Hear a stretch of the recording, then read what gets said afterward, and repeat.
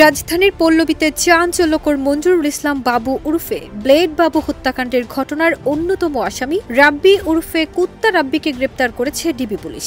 এদিকে একাধিক মামলার আসামি মোহাম্মদ সাগর হোসেন উরফে বেজি সাগর এবং রনি বিশ্বাসকে গ্রেপ্তার করেছে পুলিশ। ২৫ জানুয়ারি রাত ১টার দিকে পৃথক অভিযানে তাদের গ্রেপ্তার করা হয়।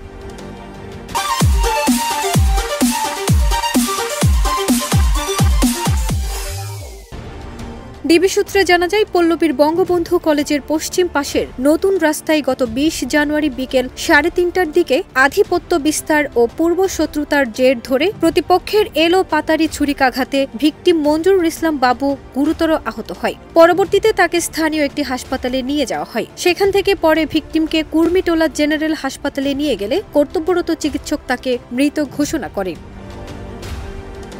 এই ঘটনায় বাবুর স্ত্রী রাবেয়া আক্তার মিম বাদী হয়ে গত ২১ জানুয়ারি পল্লবী থানায় একটি হত্যা মামলা দায়ের করেন। ডিবি সূত্রে আরও জানা যায়, এই হত্যাকাণ্ডের পর থানা পুলিশের পাশাপাশি গোয়েন্দা পুলিশ হত্যাকারীদের গ্রেপ্তারে তৎপরতা শুরু করে। ঘটনাস্থলের আশেপাশের সিসিটিভি ফুটেজ বিশ্লেষণ, তথ্য ও প্রযুক্তির সহায়তায় হত্যাকাণ্ড সংঘটিত হওয়ার ২৪ ঘণ্টারও কম সময়ের মধ্যে হত্যাকারীদের শনাক্ত করতে সক্ষম হয় ডিবি পুলিশ।